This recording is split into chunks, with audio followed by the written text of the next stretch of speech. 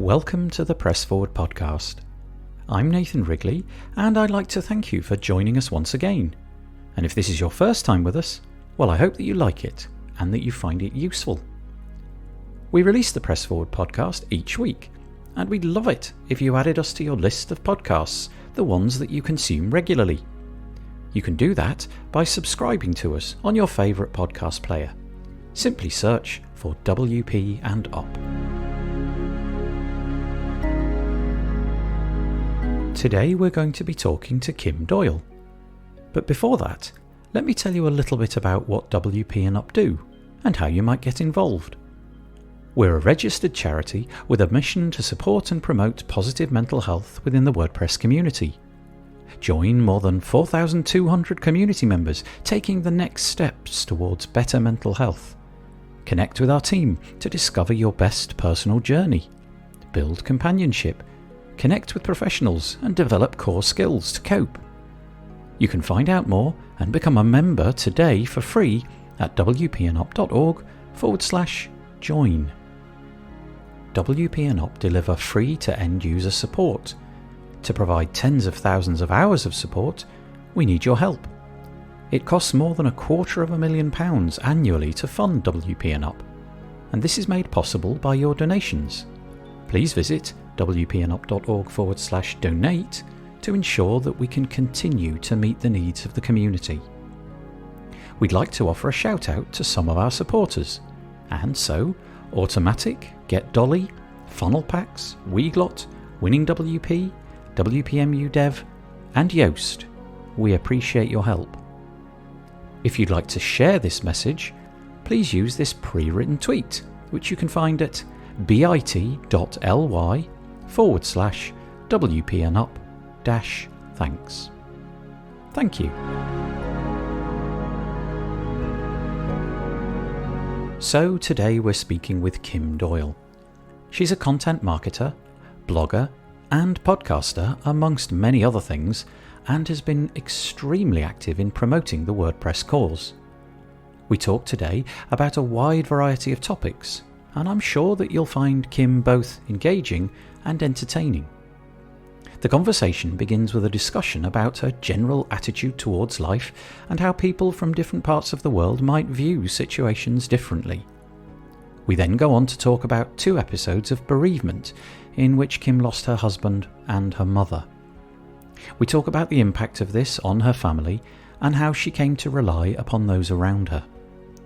We also get into how Kim makes use of a therapist to assist her, and how she has found this really helpful over the years. It's a lovely chat with a lovely lady. This is a trigger warning. We do discuss the topic of bereavement during this episode. Before we record the podcasts, the guests and I usually have a little chat to discuss the topic at hand, and I ask them to introduce themselves by asking the question, who are you? Who am I? That's an existential question to a certain degree. I am Kim Doyal, online marketer, digital strategist, content marketer. Honestly, I would like to refer to myself as sort of the grown-up Pollyanna, for lack of a better term. Are you familiar with Pollyanna? Okay, well, Pollyanna is a very old Disney film. Hayley Mills, who is, I believe, a British actress, was a little girl, and she's probably in her 70s now. But she was just the ever-present optimist and goes to live with her aunt, who was a crab, and turns this whole town upside down because she was so positive and optimistic and has a horrible accident where she can't walk, but is still like, hey, life is good. And it sounds kind of depressing, but it's really not. She's just an optimist. So I will liken myself to a grown-up Pollyanna. Kim views herself as an optimist. And if you've heard her podcast or read anything that she's ever produced, then I'm sure you'd agree. I wondered, though, if this is always the case, or are there times when her optimism is not so resolute? I would say to the core, yeah, I kind of approach life that it's an adventure. As I've gotten older, I think I'm a little bit more of a pragmatist as well, but it's also coming more from a grounded place, right? So I think as you're young and you're, I don't want to say idealistic, but I really did. I was like, oh, okay, everything was an adventure for me for the most part growing up and dealt with some stuff. But truly, you always have a choice. That's how I approach everything. You have a choice. I can choose to look at this on this side, or I can choose to look at it on this side and run my life that way. If it doesn't make me feel good, I'm not going to watch it, listen to it, or do it. It's just that simple. I have a few regrets in my life. Things that I wish I'd done differently. Events that I would have liked to have had different outcomes. Although I could be confusing the two things, it seems like, if you are very optimistic, you might be more immune to having regrets. I wouldn't say I'm immune to regret. The only thing that I regret is the things that I don't do. I look back on things and did a lot of judgment, a ton of self-judgment about, I wish I had done this differently or that kind of stuff for a long time. And it literally just robs you of today. It's such a waste of energy. Like my therapist said to me one time, like guilt, right? I was raised Catholic, so that ran through my veins. And the guilt of woulda, coulda, shoulda. I mean, it's such a wasted emotion. It literally gets you nowhere. It doesn't serve the people you're feeling bad about or the situation. It gets you nowhere. And so it was almost a point of, I would say, surrender. And where it was this moment of, okay, well, what I'm doing isn't working.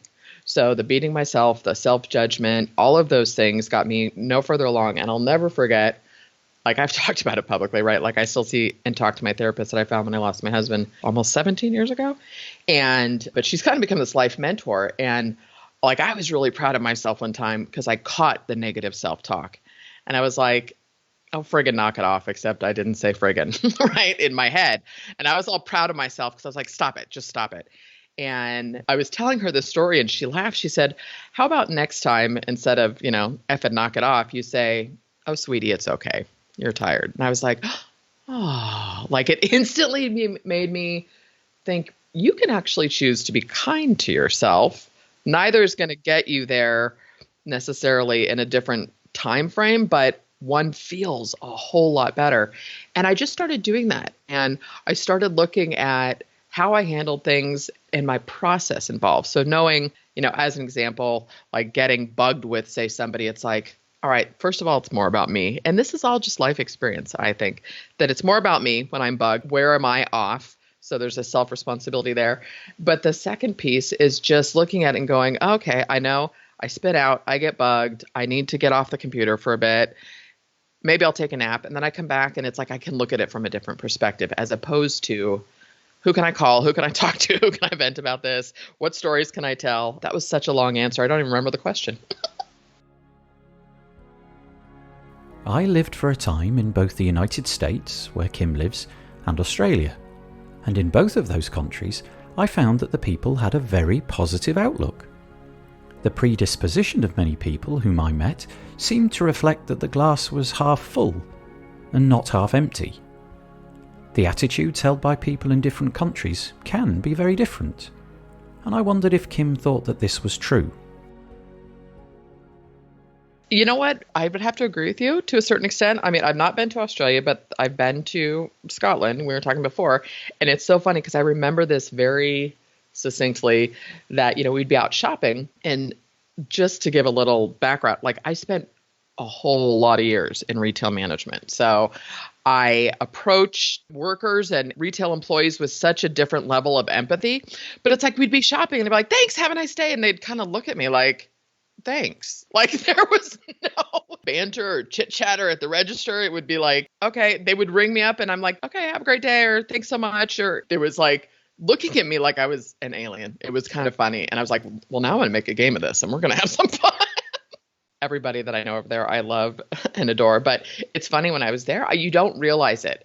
And I mean, I'm in Northern California right now, but for the most part, we kind of have seasons, but not really, even with winter. And if it rains and, I've been up at my dad's and it snows here a little bit, but, that's like 6 weeks, 8 weeks, 2 weeks. But it's like, even though you'll have a few days of rain or whatever, and then it's like the blue skies come out and it's like, I swear it's like I hear birds chirping in my head because you just don't realize how much for myself personally, the sun affects me. But you know what I think it is too? I'm going to get a little esoteric here with you, Nathan, is that where you're saying culturally, I think a lot of those things that we're unconscious of are hardwired sort of into our DNA. And when you're around that, you become so unconscious. You just get on autopilot with it. And I love self-deprecating humor as well. I make fun of myself. Like, I crack myself up now when I catch myself doing things. Or here's a little story for you. When I was in retail management, I remember opening a store. I was like 32 and there was like 75 employees. And I was opening this brand new store, and it was where I was living before. It gets to be like 105, 110 degrees, hot during the summer.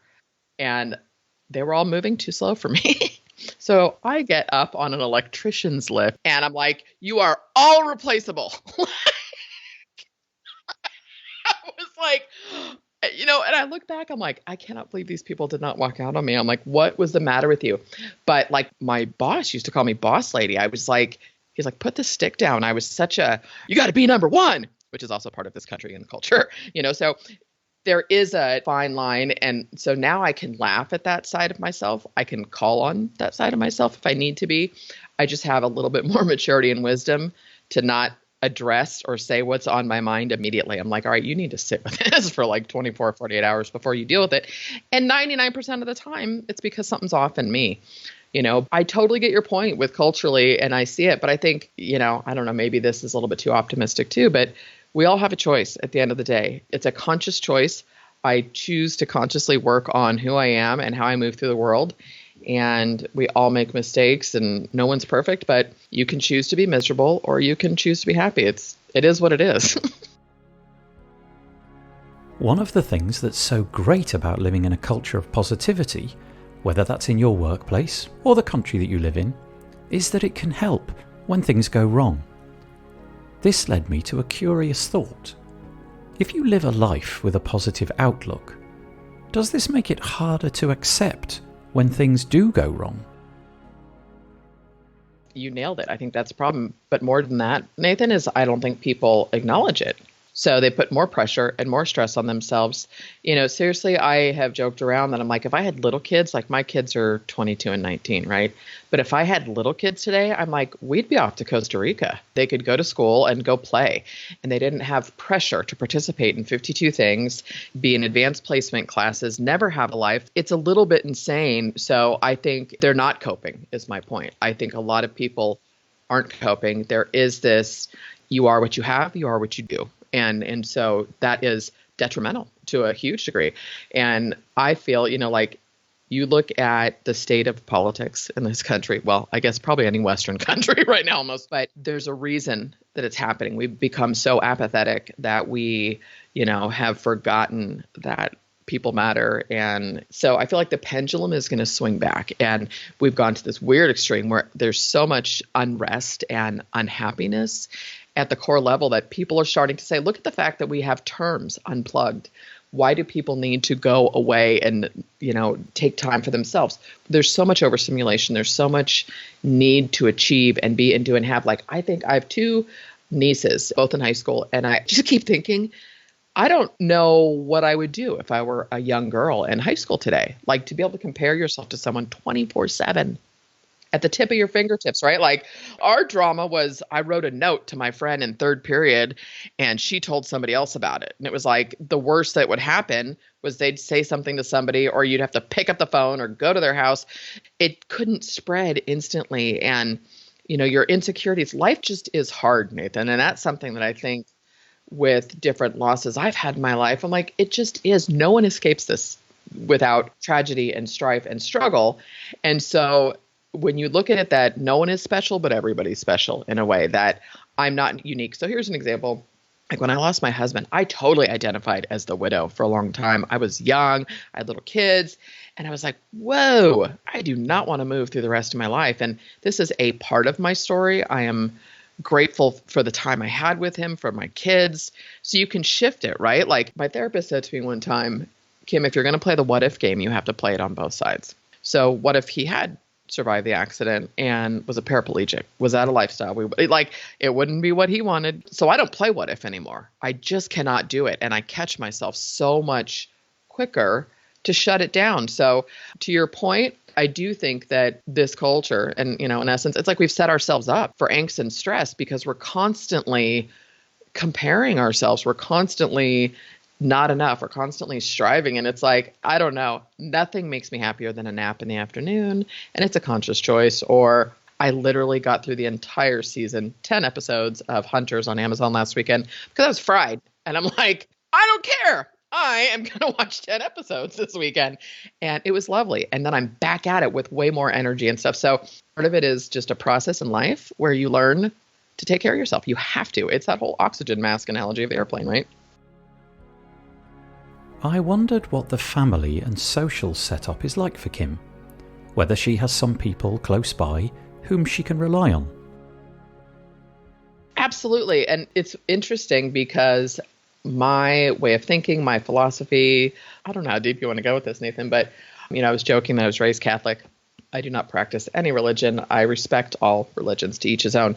But it's my mantra is kind of kindness, and I believe everything is energy, and I'm totally responsible for the energy I bring into any place that I go to.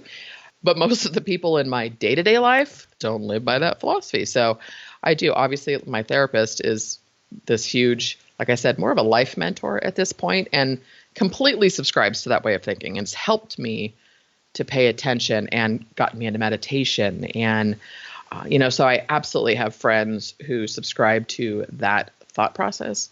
And at the same time, I just choose to spend time with people that I enjoy their company, which has been tough for me because my family has been such a staple and foundation of my life. And I've really noticed, I lost my mom last summer, and she was the anchor of the mobile, you know what I mean? And so everybody feels a little bit off balance, and I won't get into a ton of grief because I'll start crying, but you start saying, okay, now I have to reshape what this looks like. And all of a sudden, when the person who's the buffer for everybody isn't there, it's like the relationships, like you're looking at them right in front of you. Do you know what I'm saying? There is no smoke and mirrors of, this person is so close to me. It's like, nah, I love them, but if we met today, I don't know if we'd be friends. Do you know what I mean? So it's a very interesting dynamic. Kim mentioned going to see a therapist often and how valuable it has been to her. I'm not all that familiar with how these practitioners operate and how a therapist might differ from, say, a counsellor. So I asked Kim to explain what it means to her and how she makes use of a therapist. So when I lost my husband, I was like, what's my to-do list to get through grief? I thought I was going to do 1, 2, 3, 4, 5, and it was going to work, right? Like, that's how I approached stuff. I just attacked it and thought, I'm going to get it done. This is what has to be done. I'm going to go through it. And when I went into my therapist, which is funny because I don't remember saying this, but it sounds like me.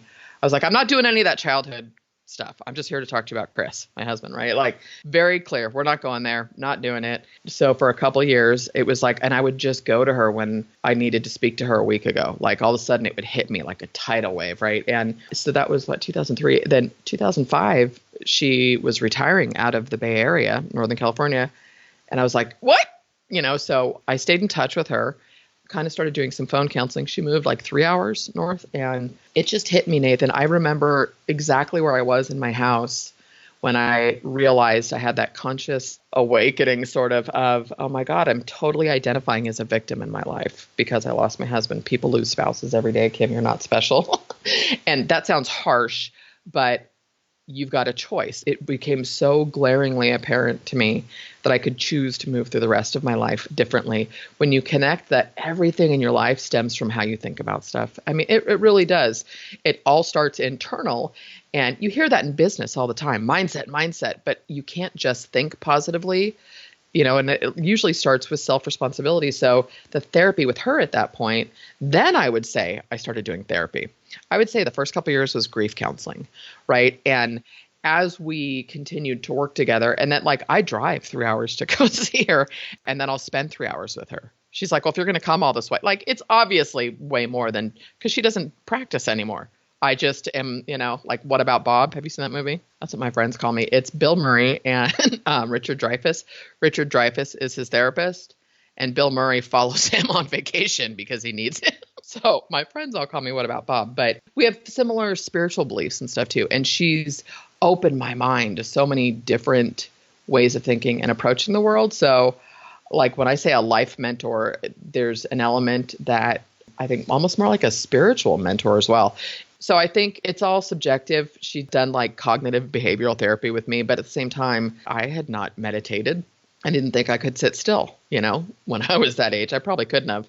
You know what I mean? It's when you establish that trust. And so I think everybody has to define what that looks like. And I don't think therapy or counseling, I don't think any of that is going to work until you truly choose to accept that you're responsible for all the conditions of your life. And obviously, I'm not responsible for losing people, but I'm absolutely responsible for what I do with my life with that loss.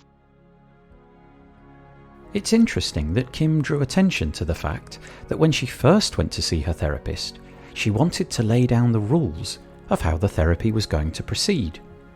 Things that she thought ought to be off limits. With this in mind, I asked her why she attended at the very start. Because it was accepted.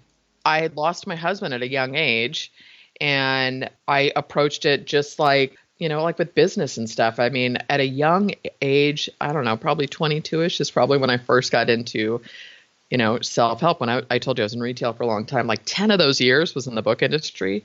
So I went through every motivational self-help business guy that you could, and literally guy, right? Like Tony Robbins was the first foray in 1992. I can't listen to him anymore. And then eventually that pivoted to more of a spiritual, like Dr. Wayne Dyer and Deepak Chopra and stuff, that I was like, oh, there's a gentler way to do this. So the reason I went was because I thought it was part of a to-do list, right? That I was going to get through grief, because that's how I approach stuff. Give me a list of stuff to do and I'll get it done. And I had massive responsibility for my children and knew that I was all they had left. I mean, thank God for my extended family, but I needed to show up for them and I needed to do this. So I think I'm hardwired to approach stuff that way much more then than I am now. Now it's like, all right, I feel like the less I effort, Nathan, the more things flow in my life now. Clearly, much of Kim's interactions with her therapist pivoted around the early death of her husband. Although it's not usually a subject for general discussion, I asked if she might be willing to tell us what happened. Yeah, it was a car accident, and he actually worked for Ford Motor Company, and he had an F-350 Super Duty truck, like monster diesel truck, and was coming home from work, and it was a single car accident, but the truck rolled and the cab collapsed. And it's just crazy. Like, I never worried about him in that. I thought if there was an accident, he'd be super safe. But you find out that, welcome to capitalism, it's cheaper to pay off lawsuits than to restructure a car. The roof, you would think of a four-wheel drive Super Duty truck, that the roof of the cab would be reinforced. You would think, right? But the cost to reconfigure and reframe those trucks means probably millions and millions of dollars, because you have to reframe the whole factories. It's not a simple process. And so that's at least because we actually had a lawsuit settle, a wrongful death suit. And it wasn't a ton, like I didn't get to retire or anything, but it was enough to put money away for school for the kids and to give me a little bit of a cushion to start my business. That's pretty much it. But that's what you find out. And I can tell you, you couldn't, which sounds funny, but you couldn't pay me to ever deal with anything legal in this country ever again. I'd rather walk away from everything. It was extremely trying and exhausting, no regrets again, because the money was there for the kids and stuff. But truthfully, the negative energy and the life-sucking involvement of being in a lawsuit, I'd never do it again. The way that Kim talks about the accidental death of her husband demonstrates that she's had a chance to come to terms with it and understand how she needed to move forward in her life after it. I wanted to know if she had experienced any other emotions during the following years. Anger, for example. Oh my God, totally.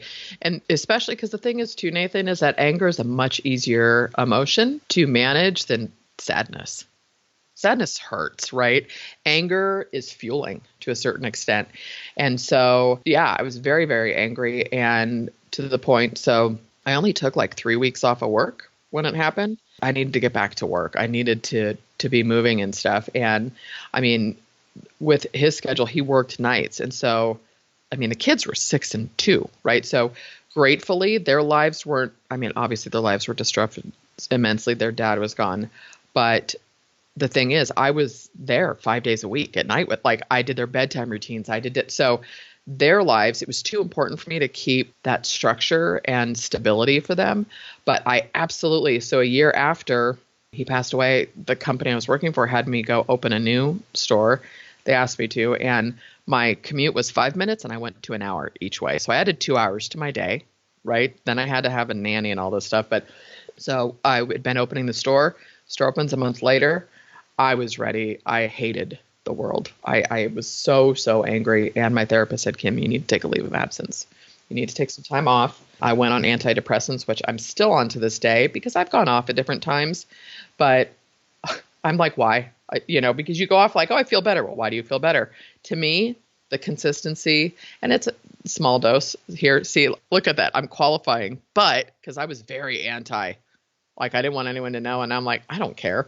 But yeah, I took a leave of absence and I went on antidepressants and it helped a lot. And it's funny because there are times that I probably speak to her more frequently now than I did then because I was just so, what does this look like? Like it was acceptable to need grief counseling, but it wasn't acceptable to need therapy. Having 2 kids at the ages of 6 and 2 must have been really difficult. Not only was Kim dealing with the loss of her husband, but she was also having to manage her kids during a time when they are more in need of input and attention than at any other. How did she cope? I coped because of my family. My parents, it became the 5 of us quickly. My dad's a retired police officer. He'd already retired. I mean, I don't know, he was like 50. My parents were fairly young and my siblings were both in the same city. I mean, my sister was a godsend. She didn't have any kids yet. And, so it was totally my family and even my neighbors. Like we had just moved it was a brand new house. We had just moved there like a year and a half before he died. And I just was fortunate to have a ton of good people in my life. And I remember at a certain point being like, I'm sick and tired of asking for help. And today, now I'm like, you want to help me? Have at it. But really, it was just, you just do it, Nathan. And I think everybody, I don't know, you don't know what you're capable of until you have to deal with something. And again, I think I'm hardwired. Like I do better when I'm not just active, but I have an outlet. If I'm in a bad mood, I can take the dogs outside and go play ball with them for 15 minutes. And a simple change and shift in my body state from sitting and thinking to getting oxygen in your body and getting outside, so I think what got me through that, it's insane, Nathan, because in retail management, you're working 50, 60 hours a week. We were required to work 6 days at Christmas. So thank God for my family, right? I mean, and I got extra time off and stuff, but so I don't know. It was just the having to get through stuff and having to get up and do it. And I really, truly believed that the best way to honor what we had was to do well by our kids. I've been lucky in that I've not, as yet, had to grieve too many times. But on the rare occasions that I have, I'm always amazed at just how long it takes to come to terms with it. Not weeks, but months and years. Now that time has passed, I wondered if Kim felt that this was now behind her, or perhaps she is still grieving on some level. No, I miss him, and I've had relationships and everything in between, but it's like, I definitely miss him. And it's more for my kids at this point, and they're both doing great. And I see so much of him in them. And to be funny, I would always blame their bad habits on him since he couldn't defend it. Except it's too obvious when it's like a mini me. But I remember because this is crazy, Nathan, I actually wrote a blog post about it. And to this day, it is my most highest trafficked post that I ever had. And this was when it was on the WordPress chick. And because I woke up and I want to say it was like on the 14-year anniversary, like for the longest time, like on the anniversary of his passing, it was like we had to do something to honor him and memorialize something, right? And it's funny, side note, I saw this quote that said, traditions are letting dead people dictate your life, right? And in a way, You really have to find and honor what works for you. But so it hit me. It was the 14th anniversary of his passing. It was a Sunday, and I didn't connect the date until like I'd been up for a few hours. And I was so grateful to be on the other side. That's when it hit me. Like, it wasn't the first thing on my mind. And so first I sent an email to my list. It was on a Sunday, and it was in loving memory and a personal message of hope, because I thought to be on the other side of this and to look back at who had been on the journey with me, and to be so grateful for all of it, and to see my kids doing well and thriving. And they've not been without their challenges and struggles. Hear my heart on that. But I connected it, and then I realized, and in spite of all that, still pursued my business. And I mean, I went through financial hell at different points in the entrepreneurial journey, which a lot of us have. But just to realize, and I just ended it with, your dreams are worth pursuing. And so it was just one of those things. It's always been in my bio. You think people know your story. And I'm like, I'm going to put this up as a blog post. It blew me away. I must have had 30 email responses on a Sunday within an hour or two of sending that. It was the most commented post on my site. So many people were like, I didn't know this about you or whatever. And it was like, there's a time in my life, Nathan, that maybe I would have done that for sympathy and connection. But truly, it was coming from a place of, I'm totally on the other side of this. And I can tell you that my mom was only 71 and was everything. Her death was harder because I allowed myself just to be sad. It's like there were plenty of things that I could have gotten that we were angry about, and like a misdiagnosis, long story, but just a lot of that stuff. But it was like I truly just let myself be sad. Like I checked out for a while. Sadness takes on so many different forms, and it's sometimes really hard to deal with it, and it's easier to do other things to escape the sadness. I asked Kim if she tries to avoid sadness. No, not anymore, because it's truly, you learn what you resist will persist. And knowing that I won't feel this sad later, I won't feel that sad tomorrow. What I have shifted is honoring the feelings and not pouring salt on a wound. So like I have had a couple moments where, and this was back when it was closer, but like my daughter had interviewed my parents, like, I don't know, a few years ago, because she was a film student. And then she had also done a video. She had come up to video record cooking Thanksgiving with my parents, with my mom, which thank God she did all these things. But it was like, I sat and watched all these video clips because I wanted to hear her voice. And I was like, Kim, you're making yourself feel horrible, And so at the time it was like pouring salt on a wound. And now I can do it. Like if I miss her and I just want to hear her voice, I can do it. And then I'm totally okay in like a half an hour, because I've let myself process the sadness, for lack of a better term. So I don't avoid it. At the same time, I can have a moment where I'm like, I can't do this today. I've got to focus. I've got work to do. So, I mean, I cry about her every day still. I'm sure that we all know people who are, for want of a better phrase, very good at crying. What I mean is that they know that there is a benefit to shedding tears, a release of some kind. There are others for whom tears are something rare, perhaps even something to be feared or ashamed of. Two things come to mind. First of all, and I don't know why I'm like rolling with movie and book quotes. Have you seen the movie The Holiday? It was late 90s, but it's, oh my God, Jude Law, Cameron Diaz, Kate Winslet, and Jack Black. And Kate Winslet and Cameron Diaz swap houses over the holidays. Cameron Diaz hadn't cried for like 15 years. And Jude Law's character is like, I'm a major weeper. And it's so funny because then when she just allowed herself to feel, she got weepy about leaving him. And so the other question is like, what if you didn't judge not crying? Right? The self-judgment, it's so ridiculous. I mean, we're so much harder on ourselves. And I think it's just a process. And I think as a child, that's because kids are not jaded yet, right? When you're that little, you feel what you feel. Children are very present. And so you can watch a kid who can 1 second be crying and the next second they're like, oh, thanks for the lollipop. Instantly. So for me, it's been like a conscious am I in this moment? Like, this is all that I have. And so what if you started asking yourself different questions when you feel that, like, I don't know. And I don't know that we're all hardwired to feel emotion the same way, So honoring who you are and how you express your emotions, that's where I think we totally screw ourselves. We judge ourselves based on how other people behave and move through the world. It's just crazy. You can't approach anything without bringing everything that you've experienced to the table. So as an example, in losing my mom, I had done all this work. I had done all this self-work and I'd been through grief.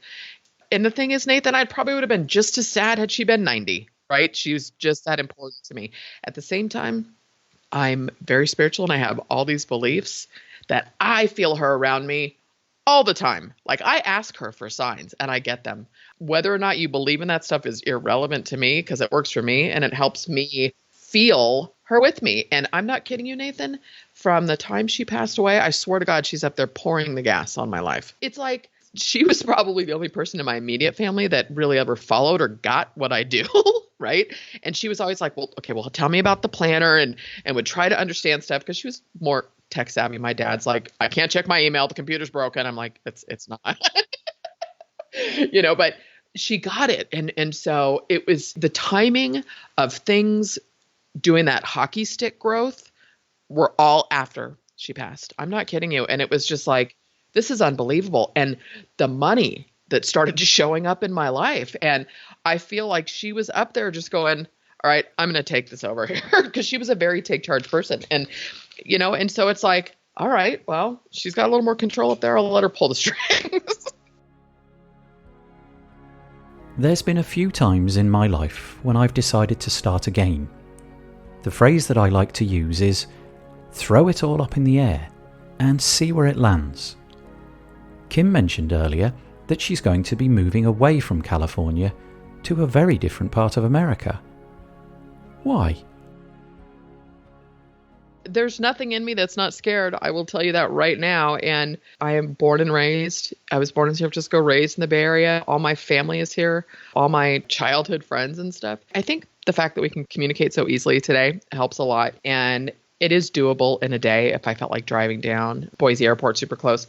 I'm nervous about it, but there's such a pull towards something as opposed to running away, So there's just a piece of me that feels like, and I'm going to pre-qualify this because of the Catholic in me, but I feel like I'm supposed to have a big life, Nathan. And I've taken risks and I've tried things. And I just think losing my mom, and while it was too soon for me, was a more timely death, right, than my husband's. She had a very good life. My parents were married 51 years, and it was a good life. It really was. And so just looking at all of that, it's like, if not now, when? And it's almost like this personal challenge. And I also, I'm pretty social, Nathan, but man, I love my time to myself and I love the quiet time. And, so there's all of those things in there. And I've got trips planned. I'm actually going to London later in May. And then my therapist has a couple places in Costa Rica. I've booked one for a month this summer.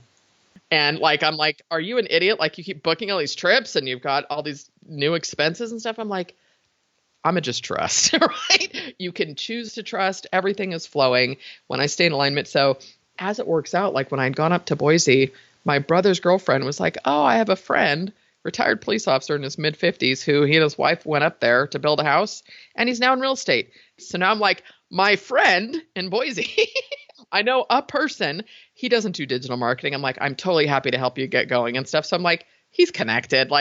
I am going to ingratiate myself into meetups and do those things. But my intention truly for this move is to stay open and to be gentle with myself, because I have no doubt I'll have those homesick moments or what have I done? And I think just knowing that's part of the process and it's not necessarily a truth. It's just a feeling. I don't ever want to say, why didn't I do that? Or why didn't I try that? Or I wish I had. It's like life just is. It's hard. There's challenges. There's ups and downs. We're not always privy to what's going on behind closed doors. We live in a world today of highlight reels, and you have to do what's right for you. And the only way you're going to get comfortable with discomfort is by doing it. And that doesn't mean everybody needs to pack up and move, but my life does not look like what I thought it was going to look like. Those plans were taken from me. And that sounds harsh, but it's like, I didn't choose that. So I have a choice. What do I do now? And if I choose to look at life as an adventure, I mean, what's the worst that could happen? I don't like it and I come back.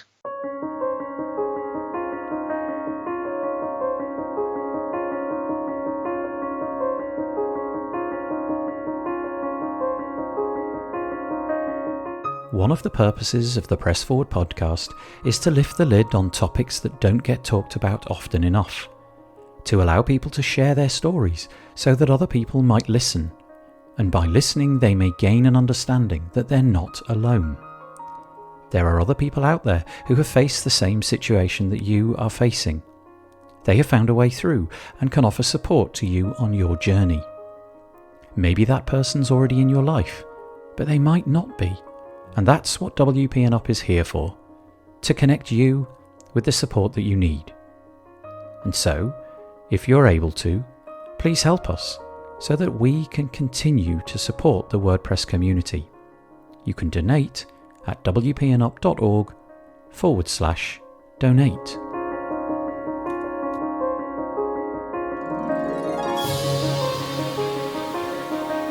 That's it for this week. Please let us know if you're enjoying the podcast, if you're finding it useful or helpful. You can reach out to us at wpnup.org/contact. There's a serious point to all of this though, and that is that WP & Up is here to help and support. That help is available to you or the people that you know, and can be easily accessed at the wpnup.org website. Please spread the word about this podcast, tell your friends, and subscribe on your favourite podcast player. And remember that together we can #press forward.